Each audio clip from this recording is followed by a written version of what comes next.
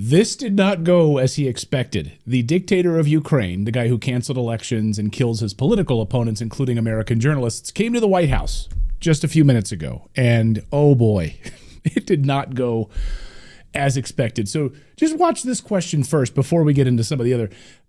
Why don't you wear a suit? Why are you wearing this like little costume, like pretending that you're out on the front lines of the war? Watch. Second question. My second question for President Zelensky. Why don't you wear a suit? Why don't you wear a suit? You're the highest level in this country's office, and you refuse to wear a suit. Just want to JD Vance do you laughing. own a suit? Yeah, have problems. A lot of Americans have problems with you not Really? respecting I the don't have authority of this such. office. I will wear a costume after this war will finish. Okay. Yes, maybe one. Maybe something like maybe this? something like Yes, yours. sir. Yes. That'd be great. Maybe something better. I don't know. We will see. Maybe something cheaper than yeah. And then there's this. Of course, Zelensky basically went to Pennsylvania, you remember, and basically campaigned on behalf of Kamala Harris. So how's that sitting? JD Vance does not like this guy at all, thinks he's a corrupt troll. So watch this exchange. This is amazing. He told it right to his face. Talking about the kind of diplomacy that's going to end the destruction of your country. Yes, but if you are Mr. not President, strong, Mr. President, with respect, I think it's disrespectful for you to come into the Oval Office and try to litigate this in front of the American media. Right now, you guys are going around and forcing conscripts to the front lines because you have manpower problems. You should be thanking the President for trying to bring an end to this conflict. Have you ever been to Ukraine that you see this? Have you been to Ukraine that you see this? No, we see the videos. We report about here all the time. They have basically goon squads that go around in vans and grab young men out of college classes right off the streets, throw them in the vans and throw them into the meat grinder so they can be killed. That's exactly what's happening. Like, maybe you've been in some sort of a propaganda bubble that you haven't seen this. We've been covering it for 3 years here on the show. You've lost over 1 million young men, an entire generation gone.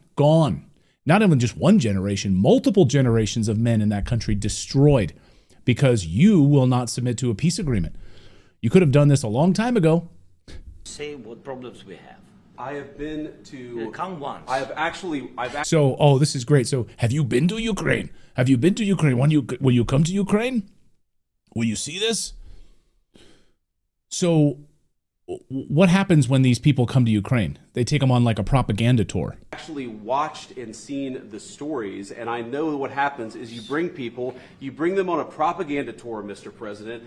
Do you disagree that you've had problems bringing people into your military? We have problems. And do you think that it's respectful to come to the Oval Office of the United States of America and attack the administration that is trying to prevent the destruction of your country? A lot of questions. Let's start from the beginning. Sure. First of all, during the war, everybody has problems. Even you, but you have nice ocean and don't feel now, but you will feel it in the future. What? God bless. You don't know that. God bless. You don't God know bless. that. So you're going to feel the pain of our war? So let me just get this straight, you son of a bitch.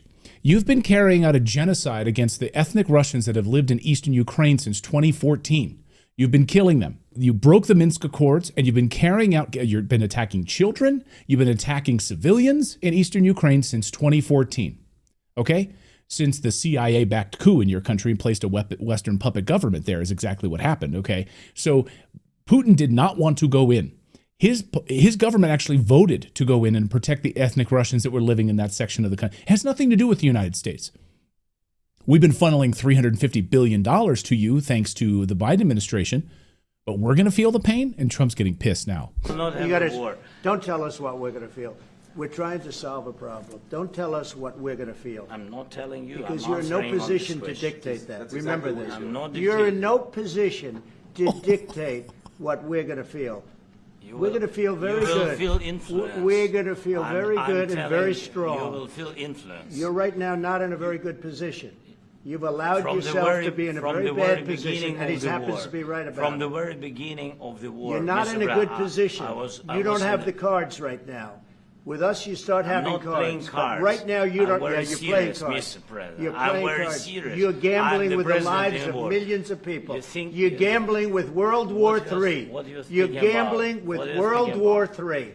And You- what you're doing is very disrespectful to the country, this country. It's with back all to respect to you. your Far country. more than a lot of people said very they respect. should have. Have you said thank you once? A lot of times. No, in this Even entire meeting, today. you said thank Even you. today. You went to Pennsylvania and campaigned for the opposition in October. Offer some words of appreciation for the United States of America and the president who's trying to save your country.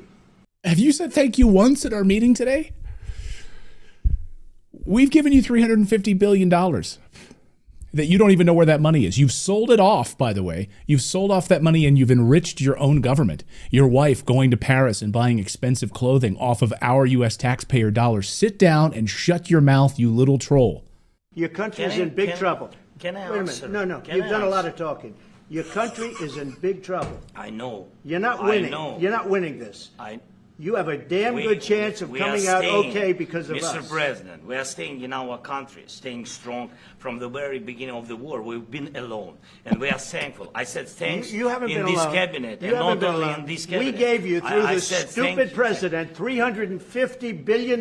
You voted we gave for you your military president. equipment, You and you voted men for are your brave, president. but they had to use our military. What about if you didn't have You our invited military me- equipment, You invited if me you to didn't speak. have our military equipment, this war would have been over in 2 weeks. Your country's in big. God. You're literally there getting chastised in front of the world, and you have nothing to say. You have nothing. All platitudes about come visit our country and go on our little propaganda tour. We've been totally alone in this, forgetting the $350 billion. You campaigned on behalf of Kamala Harris. Sit down and shut up. Unbelievable. We've been saying this on the show for over 3 years. It's amazing to see the president of the United States and the vice president of the United States tell this dictator right to his face what's what. Unbelievable. I don't think I've ever seen anything like this. Ever.